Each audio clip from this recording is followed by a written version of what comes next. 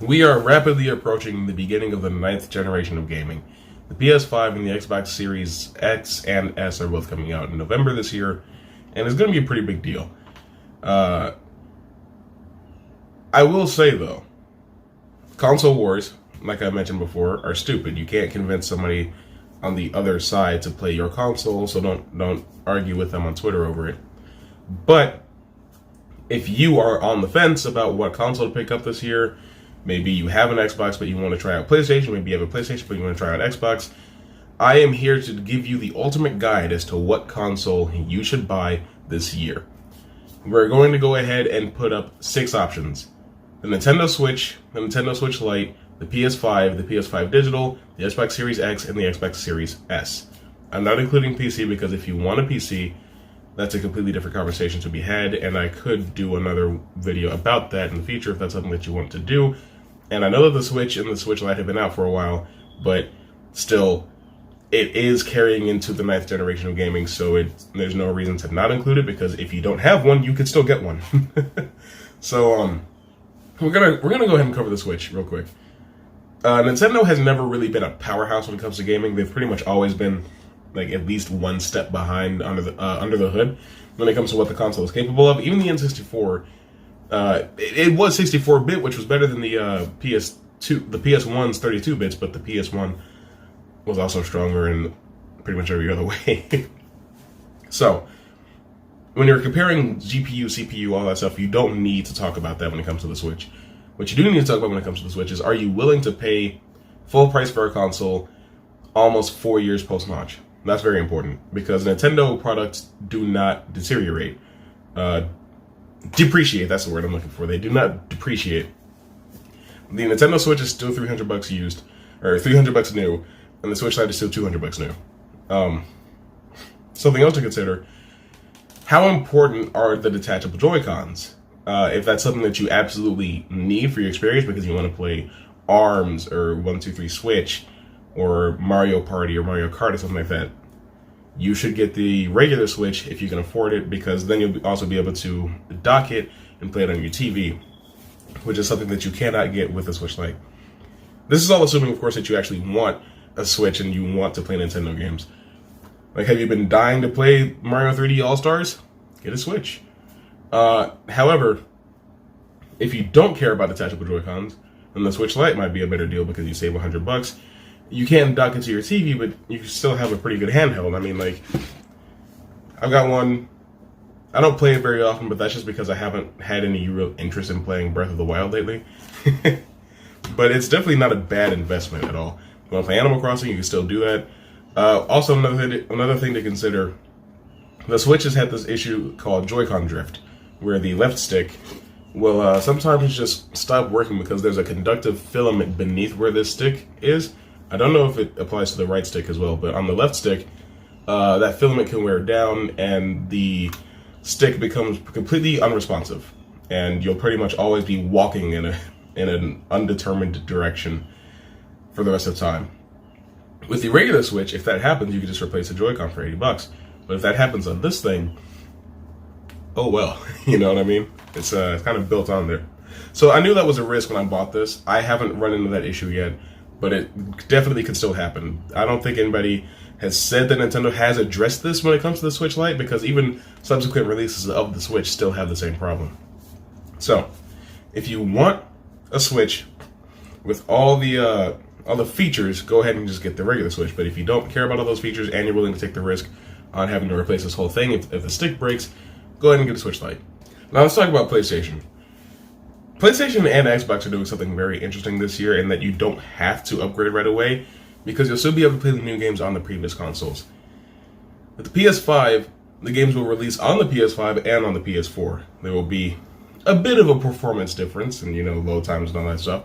But with the Xbox Series X, it looks like you're going to just be able to buy a disc and either put it in the Series X or in the Xbox One, which is pretty interesting to me. Alright, I'm not really sure. The thing about that is I'm not sure that a disc that can be interchangeable like that will take full advantage of what the Series X is capable of, but all that kind of stuff remains to be seen. Now, let's talk specs for the PS5. It comes with the It comes with the CPU AMD Zen 2 with 8 cores at 3.5 gigahertz. The GPU's got 10.28 teraflops, 36 CUs at 2.23 gigahertz. The GPU architecture, custom RDNA, memory interface, 16 gigabytes, GDDR6 256-bit. Memory bandwidth, 448 gigabytes per second. Internal storage comes with an 825 gigabyte SSD, which is pretty good because when it comes to SSD, something that big would cost multiple hundreds of dollars for your PC, so it's a pretty good deal. I/O throughput, 5.5 gigabytes raw, 8 to 9 gigabytes compressed. Expandable storage, there's an SSD slot, which is good, right?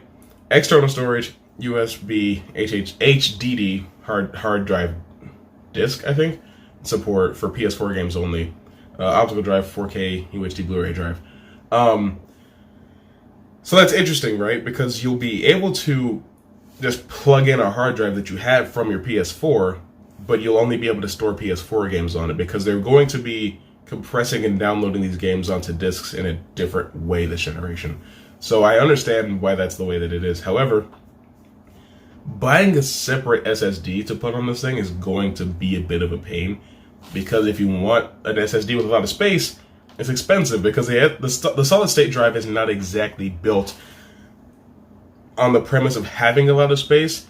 It's built for computing space. It can process data really, really quickly. That's the whole reason that they're switching to an SSD this year is because they have these bigger games. They want these shorter load times, so they have to switch from HDD to SSD.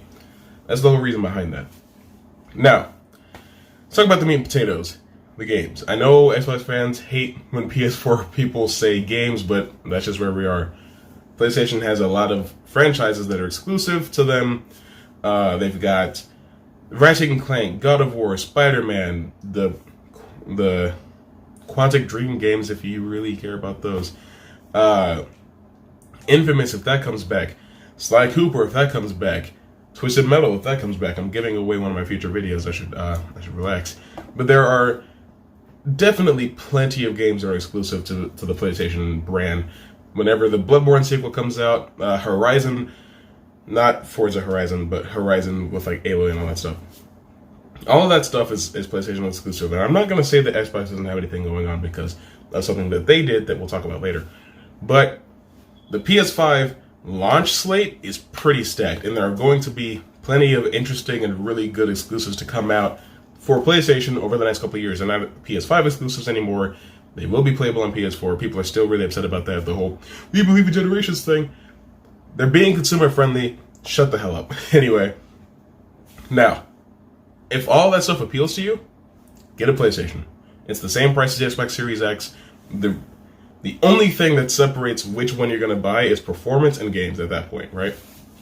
I can guarantee you that games that are built with the PS5 in mind, even if they're not PlayStation exclusive, will probably look better on PlayStation than on Xbox because of the last two generations. Towards the end of the PS3 generation, that's how things got, and that's how it was the entire PS4 generation. So, since we don't really know how a lot of these games look on Xbox yet, especially because like all they have shown us really are their own exclusives, which are playable on PC, it's easier to go ahead and get it on PS5 because you have an image already of what it's going to look like, how it's going to perform, all that good stuff. So, if all of that is what you're looking for, get a PS5. Now, digital or disc drive, that's up to you. Do you prefer having your games on hard copy like I do? Like on my shelf, I have like 20 games or something like that across my two platforms. Well, yeah, I put away my PS2 games. Across my two platforms, I have about that many games. I prefer having my games on disc because of that reason. I'm a collector at heart. So I'm going with the disc drive model. And if you don't care about that sort of thing, and you're okay with PSN going down sometimes, then you'll probably be fine doing it digitally. However, I should tell you, digital games do tend to take up more space, so keep that in mind when you're buying whichever console you want. Although the advantage that PlayStation has this year that Xbox doesn't have is the PS5 and the PS5 digital are pretty much the same console. They have all the same power and the same specs, same hardware, just minus the disk drive. So if it comes down to just do you prefer hard copy or digital, then go with whatever your heart tells you on that one. And that is pretty much it for PlayStation this time. And now we have the plucky American, Xbox. They've got 2 consoles coming out this year that we know of, the Xbox Series X and the Xbox Series S. Let's talk about the specs of the X and the S, and then we'll talk about all the other things that matter with that sort of thing right after that. Now, X. CPU, 8 cores, 3.8 gigahertz, custom Zen 2 CPU, GPU 12 teraflops, 52 CUs, 1.825 gigahertz, custom RDNA 2 GPU. There's some other stuff here, but I don't know what it means. I'll probably put it up on the screen though. 16 gigabyte GDDR6 with 320-bit wide bus memory, bandwidth 10 gigabytes. I can read. It's literally right in front of me. 10 gigabytes at 500 gigabytes per second. 6 gigabytes at 336 gigabytes per second. Internal storage 1 terabyte custom SSD. Throughput 2.4 gigabytes raw, 4.8 gigabytes compressed. Expandable storage, support for 1 terabyte Seagate expansion card for Xbox Series X and S. Matches internal storage exactly, sold separately. That's interesting. I actually didn't know about that part. Gaming resolution, true 4K, we'll see that. HDR up to 8K, we'll see about that. Optical drive, 4K Blu-ray, finally. Performance target up to 120 FPS. HDMI features auto low latency mode, HDMI variable refresh rate, AMD FreeSync. Sound capabilities, Dolby Digital 5.1, DTS 5.1, Dolby True HD with Atmos, up to 7.1 L PCM. Bunch of ports here. Doesn't really matter beyond that. Now, I will say, interesting that they're going with the, like, hey, you could just buy another another terabyte of storage. But I don't know if that's going to be another SSD that they want you to buy, because that would still be really expensive. Like, let me just look up really quick how much 1 terabyte SSD costs.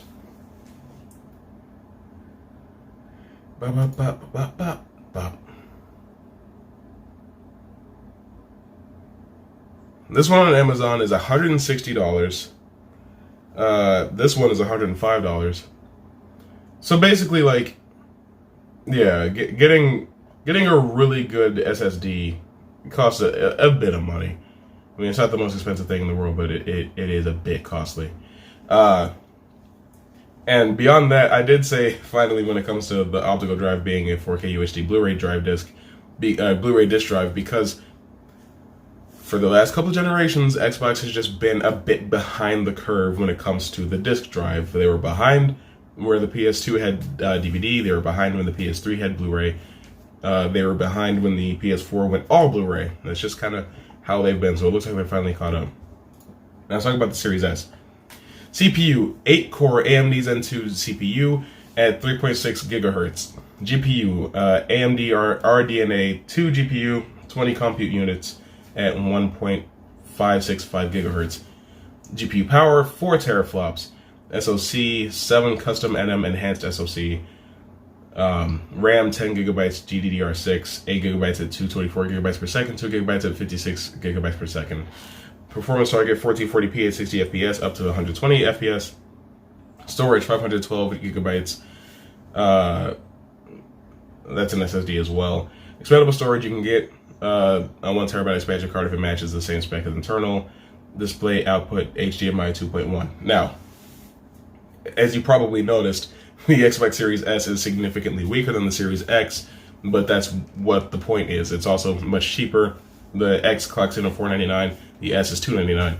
So, with that whole thing, if you just want to play the Xbox games and you don't care about spending this extra money, or if you'd rather not spend this extra money and you don't care about it being slightly less powerful, then you can go ahead and just get the Series S. You'll be able to play Medium when it comes out, and Fable, and Halo if you don't already have a PC that's capable of playing all those games, which I'm not going to tell you what to do, but I have a PC that can play those. I'm not buying an Xbox. The thing about this, though, 512 gigabytes. I mentioned just a little while ago that digital games are bigger than disk drive games, so this really isn't enough space. For a next-gen console, I feel like the storage standard should be higher, especially because the Series X has higher storage than the PS5. Like, at least put the Series S at the same level of storage as the PS5. If it costs an extra $50, okay. You know, like, I don't think it's that big a deal, but that's just how that is. And as far as the Series X specs go, it's stronger than the PS5 in some ways. The GPU is better, it has more storage, it's got more teraflops, blah, blah, blah. I will say, though, the 360 was more powerful than the PS3. By the end of the generation, it didn't look like that. The Xbox was more powerful than the PS2. The entire generation, it didn't look like that. The PS4 was stronger than the Xbox One, and it pretty much always looked like that. However, when you take the Xbox One X and you compare it to the PS4 Pro, the difference becomes pretty much indistinguishable if you have a really good TV. So, I'm not picking a side, I'm just telling you how that went, basically. So while the Xbox Series X does have more under the hood than the PS5, it remains to be seen if it's going to be utilized well. Because if you watched the Xbox Series X showcase a couple months ago, I think it was back in August, then you probably found out that every game they showed you was recorded on PC. That's not exactly how you get people excited about the graphics and the visual capabilities of your new Xbox when we still haven't seen them. To my knowledge, we still have not seen any actual gameplay on an Xbox Series X. So that is a reason to be at least a little bit skeptical going in. Don't make your decision too hastily. Game Pass is a really good thing that Xbox has going on. I don't personally think it's very good longevity-wise, but Microsoft seems to have a lot of faith in it. They also just bought Bethesda, which is a pretty big deal if you like Bethesda.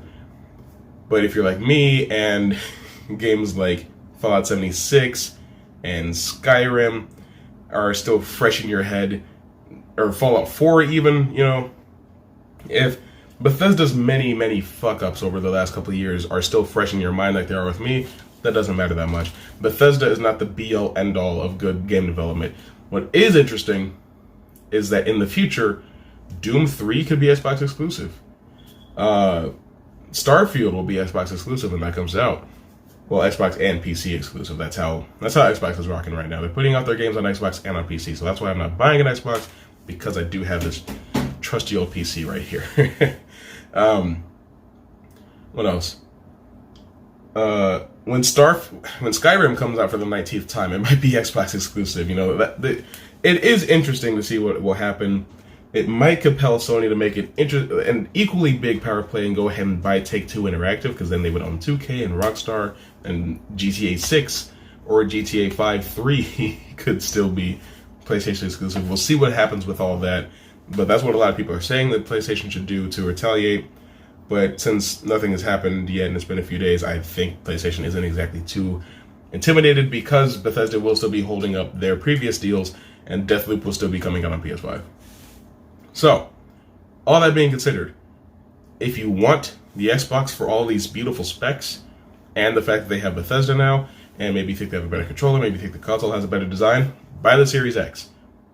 But if you still just want to play the Xbox games, don't want to spend that much money, are fine playing it digitally, don't care if it's a little bit weaker, buy the Series S. So yeah, I think, hopefully, I have given you everything you need to make your console purchasing decision this year. Or if you just want to go ahead and buy a Switch right now, because maybe the GameStop website still has some. I know pretty much no stores have any when you go in them, but I'm pretty sure they have them online. So, all that being said, happy gaming, and I'll see you very soon.